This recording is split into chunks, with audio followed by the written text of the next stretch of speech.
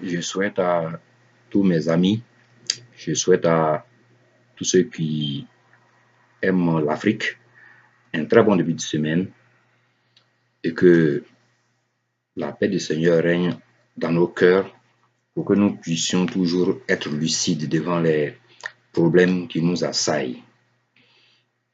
Je ne vais pas faire trop long ce soir ou ce matin, ça dépend de là où on est, mais je vais simplement aller sur un sujet que j'avais déjà abordé, mais avec de nouvelles informations. Il se trouve qu'on est obligé de soit compléter un peu les sujets qu'on a déjà traités, ou soit d'envoyer de nouvelles informations pour les sujets à venir. J'ai fait déjà 2 vidéos où je parle de Bolloré et les rails en Afrique, où j'avais déjà dit qu'un certain Béninois avait eu le marché pour les chemins de fer au Bénin. C'est après qu'on m'a informé que, en fait, il avait eu aussi le marché jusqu'à Niamey, en fait.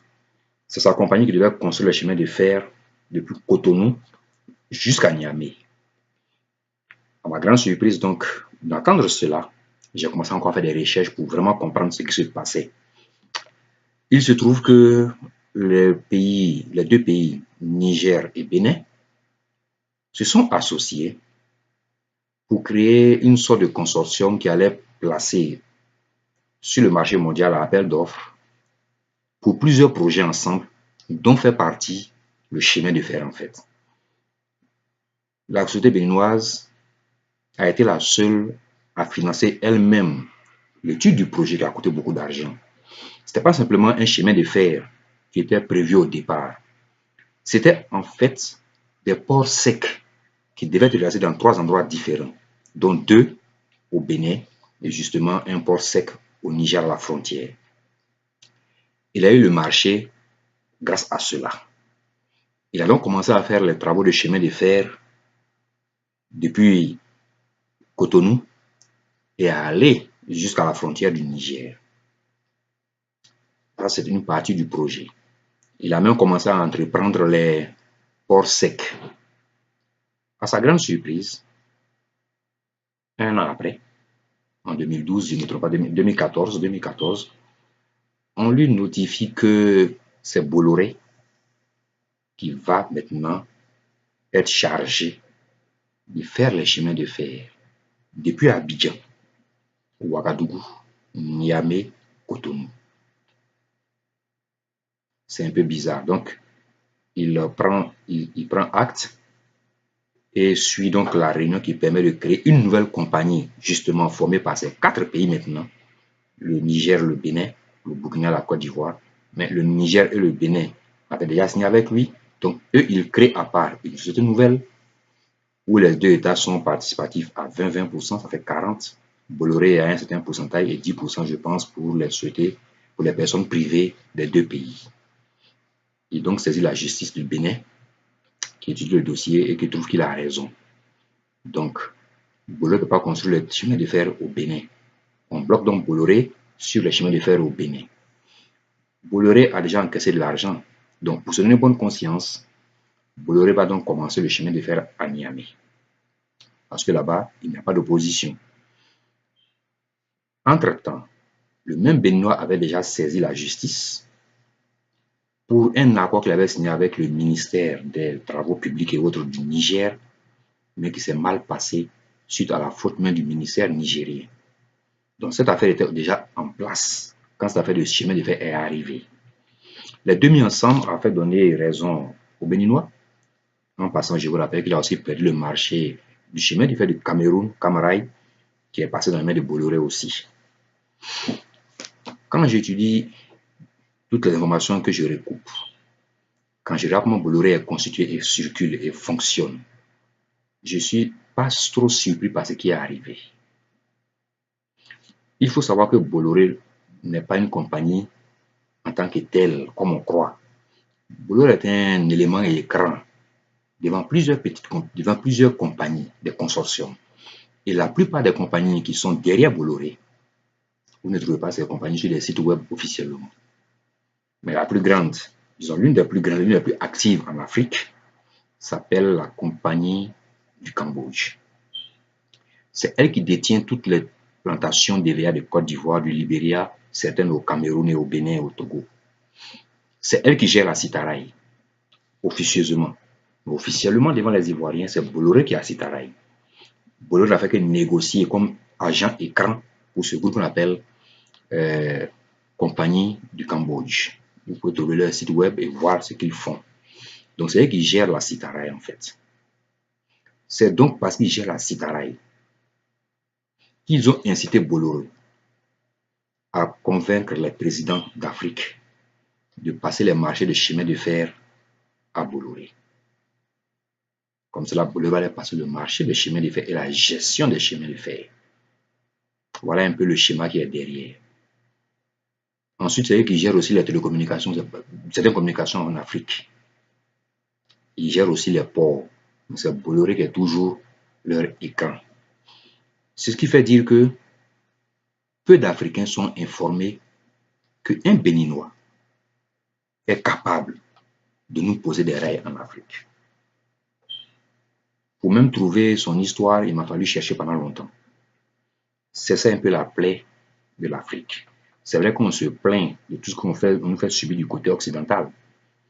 Rien n'empêche aujourd'hui, avec les médias sociaux, que nous qui sommes actifs sur le marché des incitations à ouvrir les esprits les uns des autres, rien n'empêche les Africains de publier ces genres d'informations sur les pages Facebook, avec les groupes qu'ils partagent, pour que ça atteigne le plus grand nombre de personnes, pour que les personnes réellement qui continuent encore à douter savent qu'ils vont se mettre dans l'esprit que ceux qui parlent souvent de contre la France, de contre le CFA et autres, ils ne sont pas aussi tarés que ça, ils ne sont pas aussi fous que ça, ils savent ce qu'ils disent parce qu'il y a des éléments de preuve.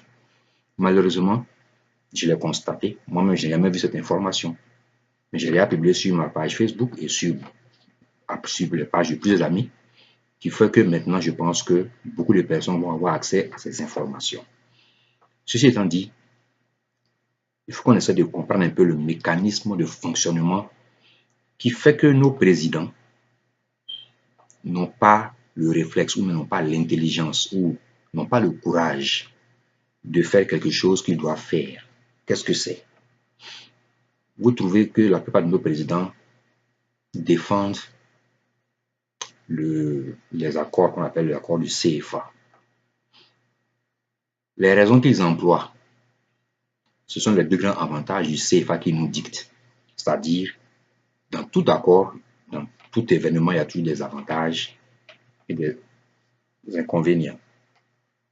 Les présidents d'Afrique, quand vous leur posez la question sur le CFA, ils vous ressortent la récitation des deux grands avantages du CFA. Généralement, ils s'adressent à des gens qui ne sont pas intéressés par la question, donc ils ne vont pas aller chercher après l'élément qui va confirmer les réponses, mais ils s'adressent à des gens qu'ils pensent être tarés. Et donc, quand tu t'actives sur les réseaux pour dire le contraire, très souvent, tu reçois des menaces ou on te bloque même d'ailleurs. Ils n'ont jamais dit aux gens qu'en plus des comptes d'opération, dans lesquels ils doivent payer en euros, une partie, 50% pour certaines zones, 65% dans une zone de leurs réserves. Il y a un autre compte qui existe, qu'on ne dit jamais aux Africains. Ils appellent ça le compte de nivellement. J'ai réussi, grâce à Dieu, à obtenir une grande partie, je peux dire presque 90% des accords financiers entre la France et les trois zones, c'est-à-dire les Comores, l'Afrique centrale et l'Afrique de l'Ouest. J'ai pu, grâce à Dieu, avoir ça. Pour ceux qui sont intéressés, ils peuvent m'envoyer leur email, je vais leur transmettre les accords pour qu'ils puissent eux-mêmes lire de leurs propres yeux, analyser et me dire si oui ou non les accords que nous avons signés avec la France ont un quelconque bénéfice. Si quelqu'un dit que dans le CFA il y a un bénéfice, c'est que le bénéfice c'est sa poche. Dans ce que moi j'ai lu, j'ai compris, je ne suis pas économiste, je ne maîtrise même pas trop les termes économiques. Mais on est dans un cas où la partie qui souffre, c'est le bas peuple, ce n'est pas les élites. Donc c'est eux qui doivent comprendre, avec le langage qu'ils doivent comprendre, les conséquences néfastes même du CFA sur leur vie. Nous, on vend tous nos produits dans nos champs aux acheteurs en CFA. On dit, bon, le cacao coûte au bord champ 700, ou 800, ou 1000 francs, ça dépend d'un moment. Arrivé au port d'Abidjan, l'État vend le cacao en CFA à des acheteurs internationaux et prend ce qu'on appelle le DUS, le droit unique de sortie, qui est une taxe de sortie qui n'est pas reversée aux planteurs, mais qui est empochée par l'État sur le compte de compte exact. Mais il y a un problème qui se pose. Dès lors que le cacao est embarqué dans un bateau, le cacao devient un produit international et le prix CFA est immédiatement converti en dollars. C'est ce qui permet de comparer le prix de vente de la fève de cacao en Côte d'Ivoire et le prix qui est donné par la bourse cacao dans le monde. C'est ce décalage-là que l'État embauche très souvent, sans dire aux Ivoiriens. Ça veut dire qu'une fois que le cacao est embauché dans le bateau, est monté dans le bateau, ce n'est plus pour nous. Ça devient pour celui qui l'a acheté sur le plan international, qui est le fils de la première dame, Loïc Folorou. La Côte d'Ivoire, donc, lui vend du cacao qu'on reçoit en CFA quand il nous paye. C'est une ressource que la Côte d'Ivoire gagne en vendant son cacao. Mais un problème se pose. Dans les accords du CFA, la Côte d'Ivoire est donc tenue de verser 50% de son avoir là qu'il a eu dans son cacao, ça fait dans l'année, dans un compte qu'on appelle compte d'opération. Je n'ai pas dit son rôle, puisque ceux qui sont intéressés vont avoir les informations à partir des emails que je vais leur envoyer contenant ces informations. Mais un problème se pose. Le compte d'opération, débiteur donc, il est exigé de faire le dépôt en euros et de faire les écritures chaque jour à 16h heure française, 16h heure locale Côte d'Ivoire, 18h heure française. Quand c'est le décalage de 2 heures. Je répète, la Côte d'Ivoire est tenue de reverser l'argent qu'ils ont encaissé au port en vendant le cacao en CFA, de le reverser en euros dans le compte d'opération qui se trouve logé au Trésor français. Chaque jour, avant 18h heure française, donc 16h heure locale. Vous voyez comment le schéma est. On te fait vendre quelque chose en CFA, on met dans le bateau. La personne te paye en CFA, on met dans le bateau. Dès que ça dans le bateau, ce n'est plus pour toi, ça passe au niveau mondial, donc à un prix en dollars. Et toi, on te demande de verser tes 1000 francs CFA, ce que ça vaut en euros ce jour-là, pour déposer ça dans un compte d'opération. Ça fait 1. Et le problème se pose. Maintenant, quand moi je vais aller pour prendre dans ce compte d'opération de l'argent pour mon développement, on me paye en CFA. Vous voyez le schéma qui est dedans. Et le Trésor français prend un pourcentage à chaque transaction, comme le font les banques. Donc, quiconque te dit que les accords monétaires sont de bons accords, tu lui réponds c'est bon parce que c'est dans ta poche, ça s'en va. C'est tout. Donc, il n'y a aucun élément positif dans les accords du CFA. Je n'en vois aucun. D'autres nous disent oui, c'est la convertibilité illimitée. Incroyable. Puisque le CFA n'est même pas une monnaie qui existe. Comment tu peux convertir quelque chose qui n'existe pas? Le CFA n'est qu'une sous-monnaie du franc français qui s'est reconverti en euros. Donc le CFA n'est qu'une unité monétaire qui ne permet à la France que d'acheter sur le marché africain à un bas prix les matières premières. Pour ceux qui ont suivi, ils vont comprendre que donc on paye en CFA les produits en Afrique. L'argent que reçoit l'État des ventes du CFA, donc une société comme peut-être une société comme Bolloré qui veut acheter du cacao, qui est une société française, donc qui vient acheter du cacao en Côte d'Ivoire.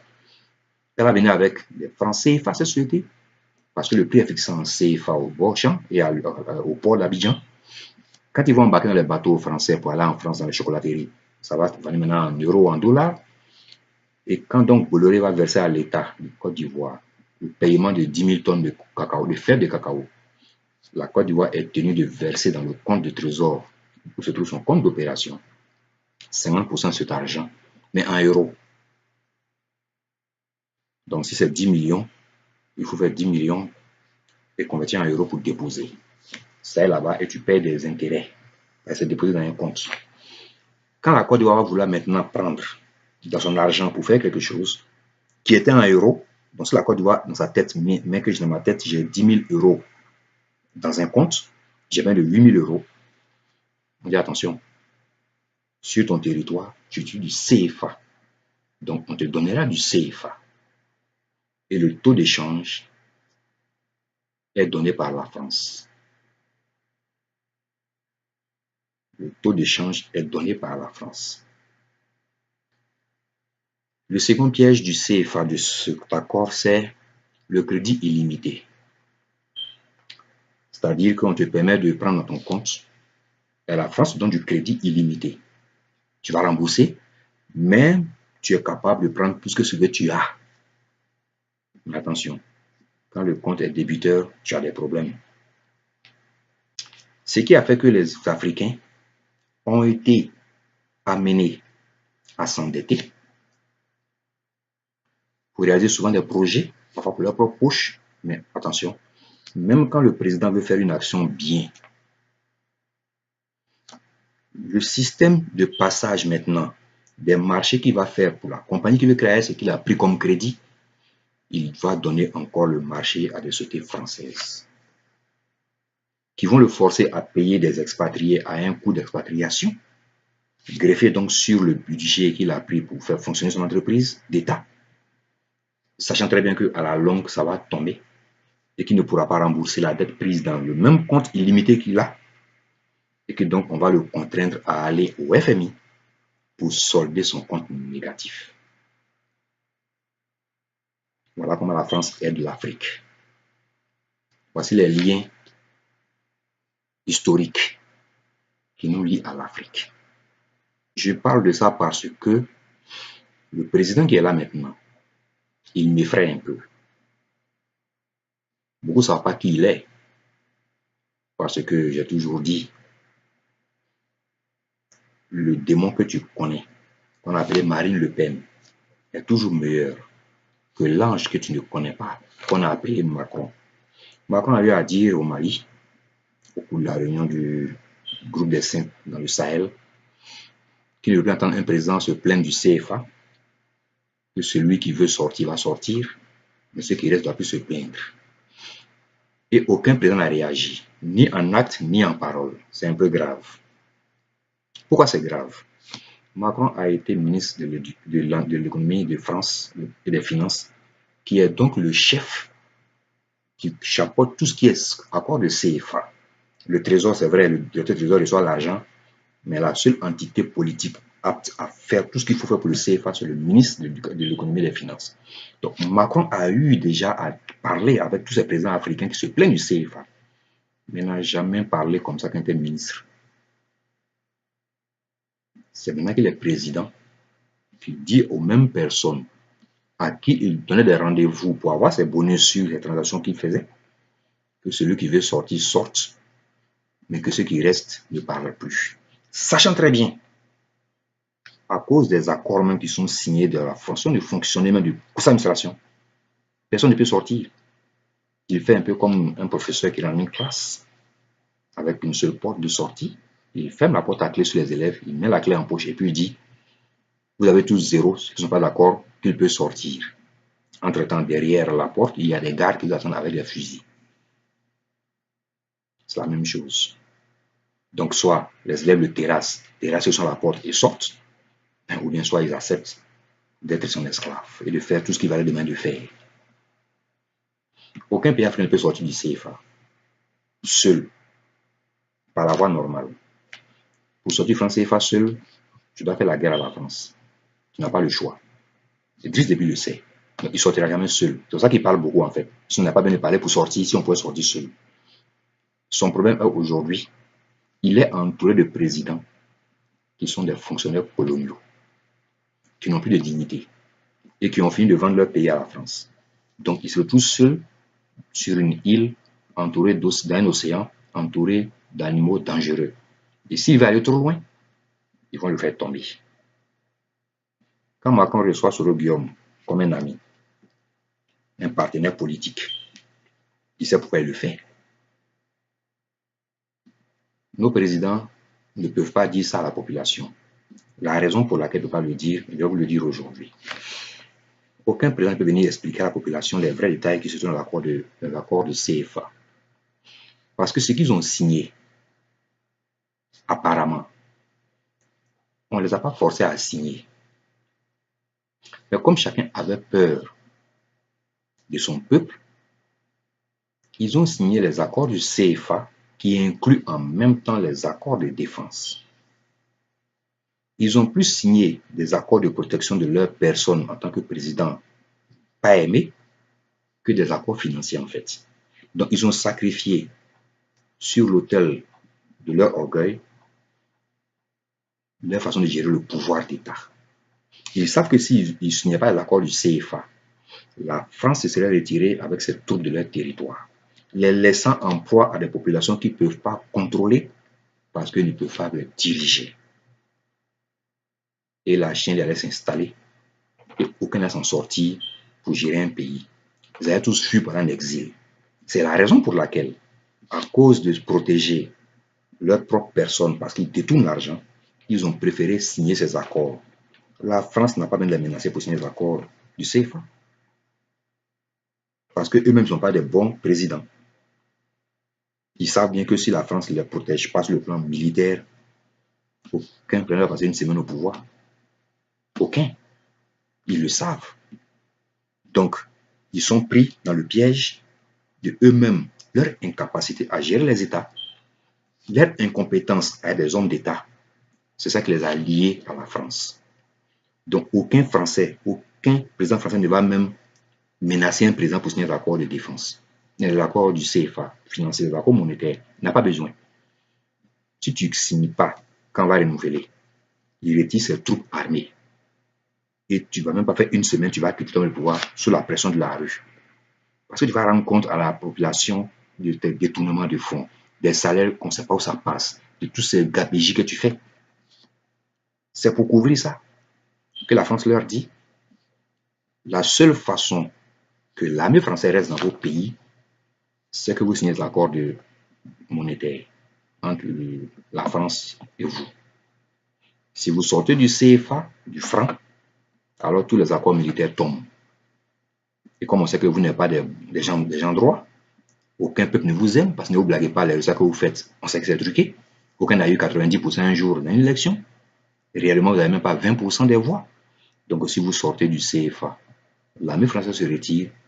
En moins d'une semaine, vous tombez. Vous fuyez, vous partez en exil. Et aucun ne vous recevra d'ailleurs. C'est pour ça qu'ils signent les accords du CFA.